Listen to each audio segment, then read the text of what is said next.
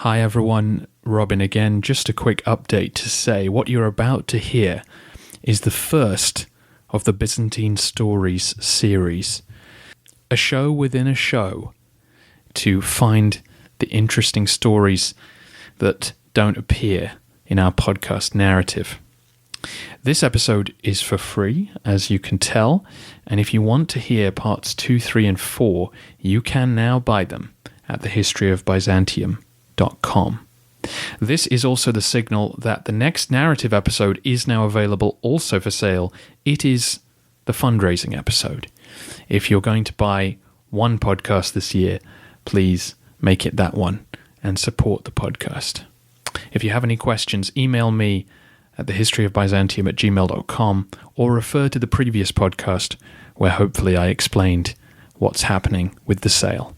For now, enjoy Byzantine Stories.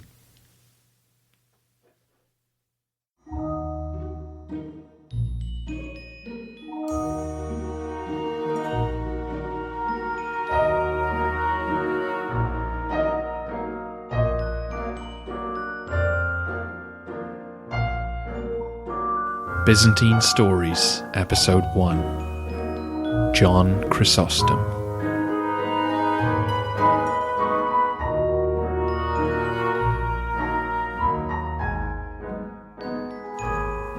Part 1, Welcome to Antioch.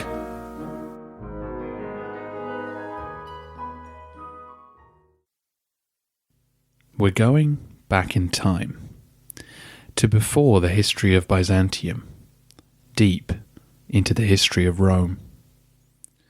We're going back to 350 AD, to Antioch, one of the greatest cities of the Roman Empire.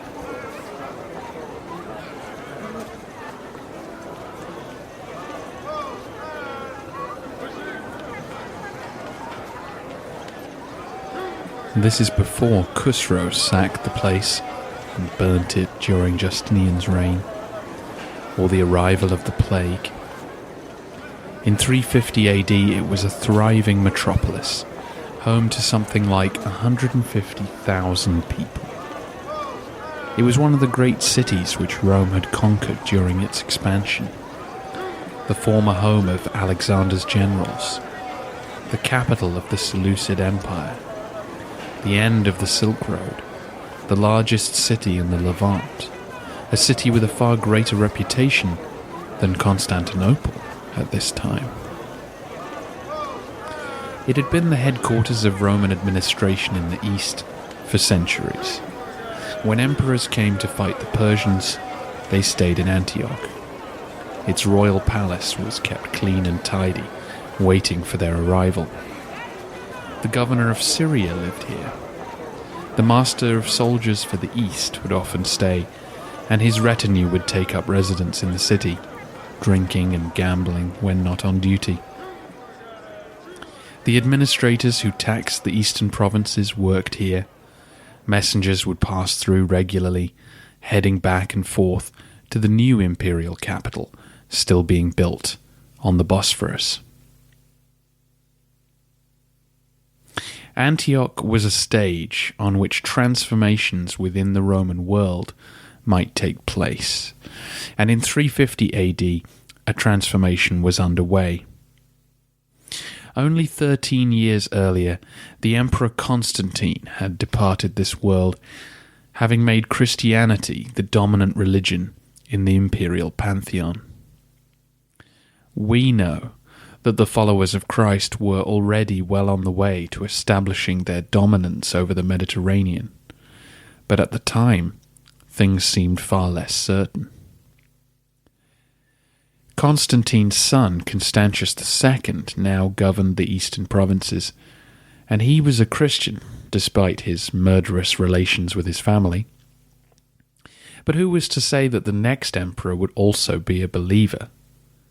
New dynasties had risen and fallen at an alarming rate in the previous century, and brought persecutions with them.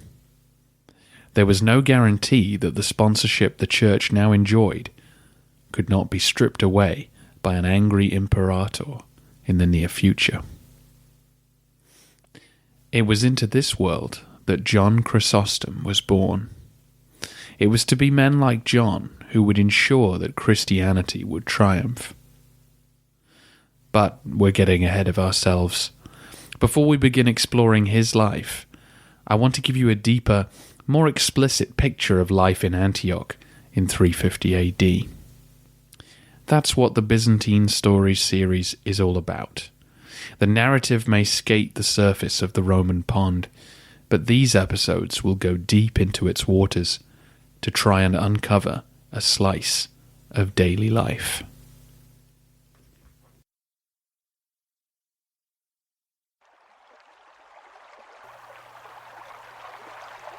Antioch was chosen to be an imperial city long before Rome arrived because of its strategic position.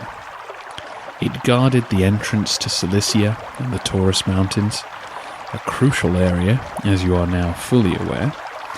It was near the Mediterranean, giving it vital access to the rest of the Roman world, and it was not far from the Tigris and Euphrates rivers, the routes into Persia. Its specific location also made it an ideal defensive position. It was built in the Orontes River, literally in it. The city's centre was constructed on a small island in the middle of a fork in the river. Half a dozen bridges connected it to the rest of the city, but in times of crisis, this small enclosure could become a fortress. This part of the city housed the imperial palace, the city's hippodrome, and several bathhouses. On the east bank of the river, a colonnaded street connected to one of the bridges and led to Antioch's great high street. Shops lined the porticos, and major business was done in the forum, while dotting the rows of houses and tenement buildings were temples, more bathhouses, and a theatre. Jostling for space too were the city's synagogues and its growing number of churches. The city's tall aqueduct snaked along the eastern edge of town. There's a map of the city on the website and several images to help you picture it. Adding to the city's defensive capabilities was Mount Silpius, which loomed over the city, dominating its eastern side. The city walls skirted along its foothills, and the ancient citadel peered down on the inhabitants below. Many wealthy families lived in or around Antioch. Its position at the end of the Silk Road meant that traders and merchants would make their final profit here, selling their wares so that they could be shipped west. While, as ever, across the ancient world, great landowners would reside in the city, while rent from their farms and other properties would roll in. Their city apartments were rarely the luxury villas with huge atriums that we might imagine from films or TV shows. The city just didn't have the space for that. They had country retreats, of course, and those with serious money would have a summer home in Daphne. Daphne was the Hamptons to Antioch's New York. 4 miles from the city, this beautiful suburb was like a giant park of woods and springs where the rich would spend the hottest months of the year. The local Olympic Games were held there, near to the famous Temple of Apollo. As glamorous as it all sounds, and as eye-catching as those grand buildings could look, Antioch was home to poverty on a vast scale. Down on the streets, things were dirty, dangerous, and often deadly. The first thing to get your head around is the size of Antioch. When we hear the word city, it's hard not to imagine a place that fills the horizon. Our modern cities are giants by comparison to ancient ones. The city walls of Antioch only stretched for 2 miles in length and about 1 mile in width, a tiny space compared to most towns today. And yet living within that boundary were 150,000 people. We can assume that some lived outside the walls, but the vast majority didn't. People crammed themselves inside for security and to be close to food, water, and of course, their jobs. We're talking about a population density of about 117 people per acre. For comparison, Chicago today contains about 21 people per acre. And when you consider that the huge public buildings took up lots of space, we're actually talking more like 190 people per acre. Even the island of Manhattan only has about 100 people per acre, and of course, thanks to its tall buildings, it can spread its population out vertically. In the Roman Empire, buildings never went above 5 stories, and rarely went as high as that. But what does 150,000 people jammed into 2 miles actually mean? For a start, it leads to tiny, cramped tenement buildings. Antioch was built on a grid plan, but soon those rationally planned streets were being encroached on as landlords tried to add width and height to their properties to find room for more people. And these structures were not carefully designed dormitories. They were jerry-built rooms on top of rooms that regularly collapsed because they couldn't take the strain of the humans and animals that lived inside. This was often caused by social concerns. The most desirable apartments were on the ground floor, and the higher you went, the poorer you were likely to be. Those who had nothing were thus living in large numbers to split the rent, and making the top floors far heavier than those below. Often the structures were built with wood, and the beams just couldn't take the load. Some would go to bed terrified that the roof might collapse on them in the night. Buildings which became unstable had to be pulled down and rebuilt, especially in Antioch, because the city suffered from regular earthquakes. For the lucky residents whose home was still in one piece at the end of the day, would find no privacy inside. Often whole families would live in a room about the size of your bathroom. They'd often get to know their neighbours well. There were no glass windows and usually no wooden shutters, and the pathways between houses were only a couple of meters wide, meaning you could chat to the person living opposite without needing to raise your voice. You could hang skins or cloths over the window, but they didn't provide much protection from the wind and rain. And ventilation was needed because there was no fireplace or chimney, and so the smoke from cooking in your brazier would fill the room if you weren't careful. And that small fire was your only heat in winter. Everybody, rich and poor alike, were terrified of fire. If 10 people are falling over one another in a cramped room and there's a fire going, it doesn't take much for accidents to happen. The buildings were made largely of wood, remember, and the open window would help spread the flames quickly. Probably most people spent as much time out of the home as possible. The large public spaces and the main street would be packed with people all the time. And of course there were always the bathhouses. Yes, Antioch was as bath crazy as anywhere, and fed by aqueducts with sewers below, they were a marvel of Roman cleanliness. Or so we might think. Unfortunately, the reality of daily life was very different. Even the biggest bathhouses could only cater to a few hundred people at once. They were really only available to those with money. The vast majority of people rarely used them. But at least they had access to clean water from those wonderful aqueducts, right?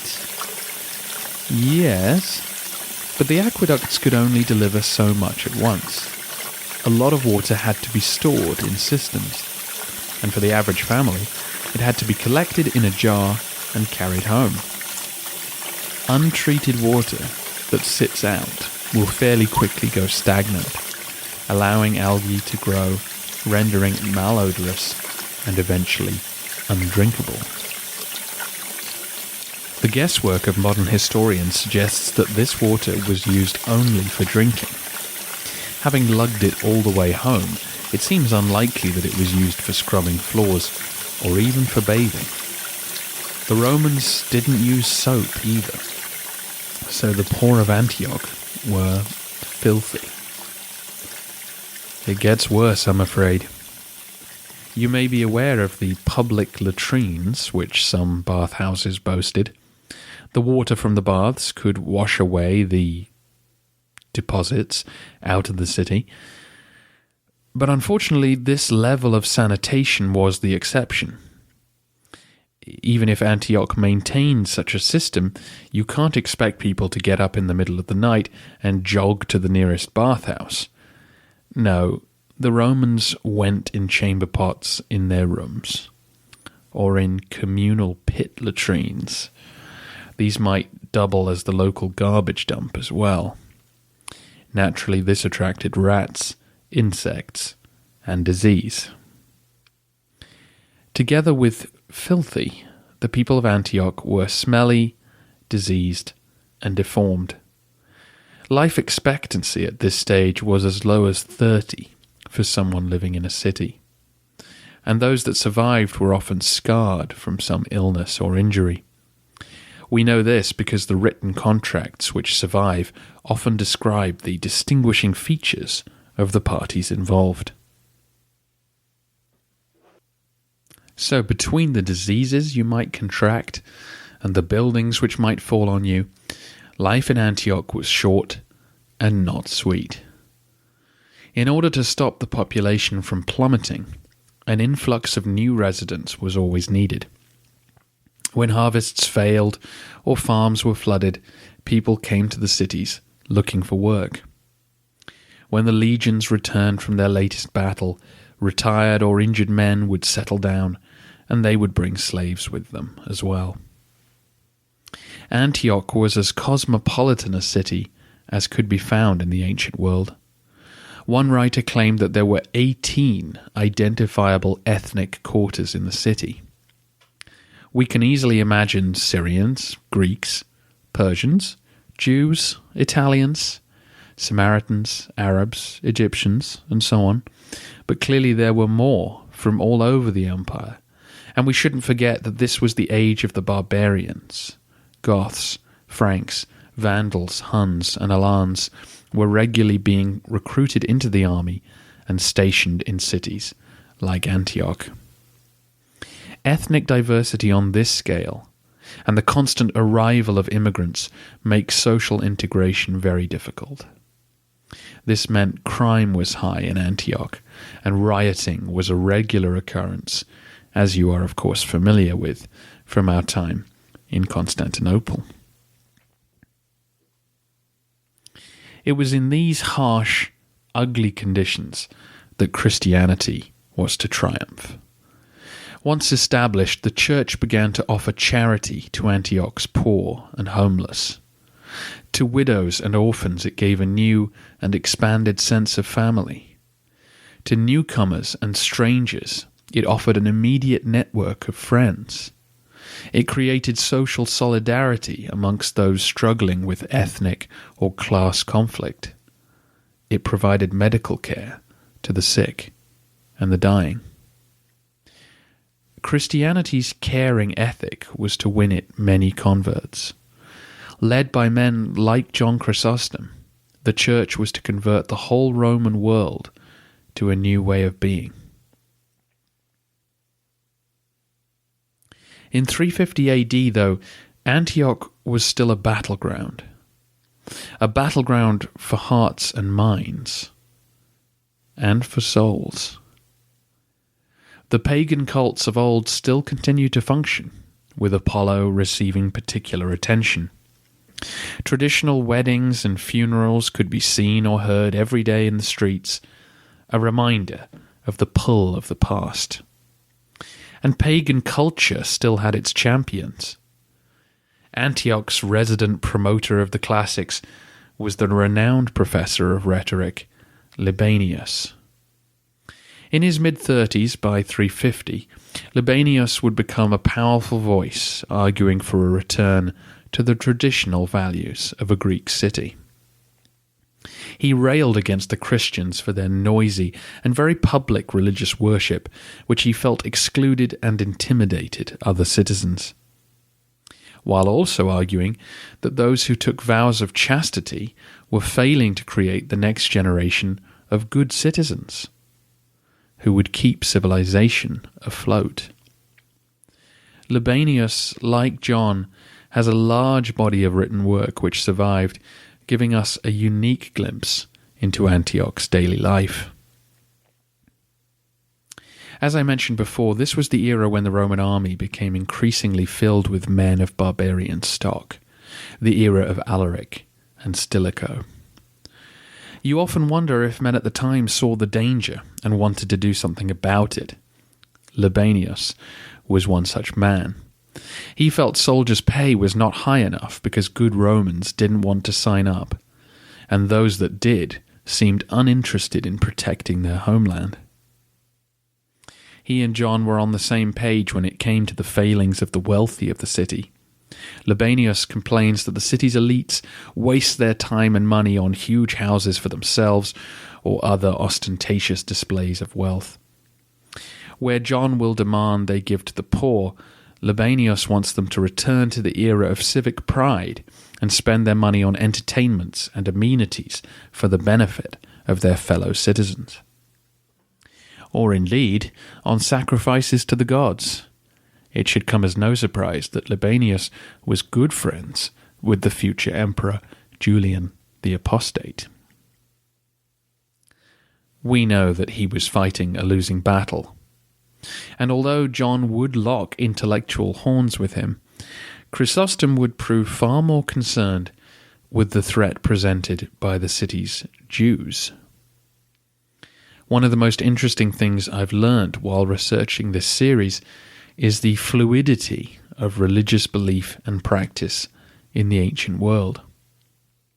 Just as we discovered with the arrival of Islam, the early days of Christianity were filled with men and women drifting in and out of Jewish practice, even as they called themselves Christians.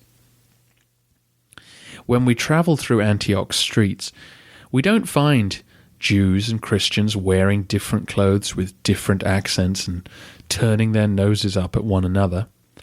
Instead, we find overlapping communities competing soul for adherence. The Jews were just as cultured as anyone else. Libanius wrote plenty of letters to the Jewish leaders using Homeric references that he clearly assumed they would understand, while John would have to issue stern warnings to his congregation not to join in with Rosh Hashanah or Yom Kippur when those celebrations were taking place. Clearly, many did. The ancientness of Jewish history, the discipline of its rules and regulations impressed the Christians. John would be appalled to discover members of his congregation slipping into the synagogue to conduct business negotiations. Why? Because they believed that oaths sworn in the Jewish place of worship would gain extra force. The Christians were by now a large portion of Antioch's population. Anyone traveling north from Palestine to spread Jesus' message was likely to pass through the city. Both Peter and Paul were said to have worked there, and Antioch's bishop had for a long time been seen as the leader of Eastern Christians, a position which had been made somewhat official by the First Ecumenical Council held at Nicaea in 325 AD.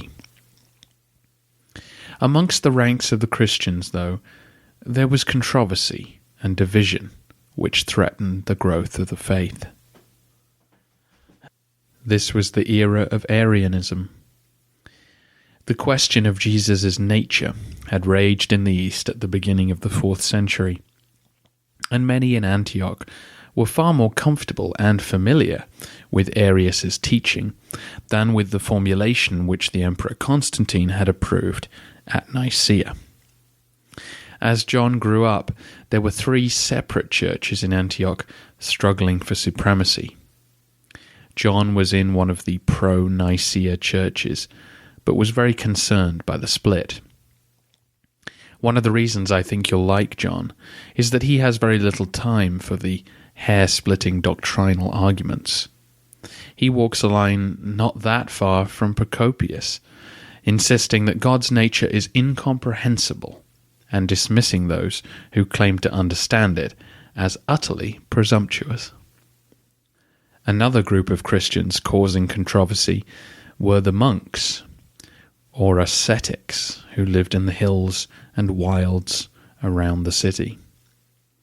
The term monk can get associated just with those who live in a monastery, so the term ascetic is more accurate. This refers to those who withdrew from society and lived a life of isolation and self-discipline. This had been an occasional pursuit for Greek philosophers over the centuries, but with the advent of Christianity, it had become a popular calling. Antioch was an ideal site to operate from because the slopes of Mount Silpius provided the necessary distance and deprivation to live in while being on the doorstep of a metropolis, which could provide much-needed supplies, supporters, and potentially medical care. These ascetics were loved by their fellow Christians, who viewed them as champions, winning special favour from God for their efforts. But they were disliked by others, especially when they entered the city at Easter, for example. Libanius called them that black-robed tribe that eats more than elephants, while well-meaning parents were appalled if their sons announced their intention to head for the hills. Who would carry on the family name now?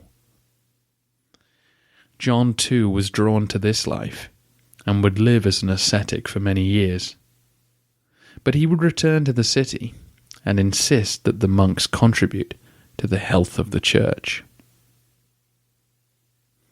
So this is the stage on which John Chrysostom will make his entrance.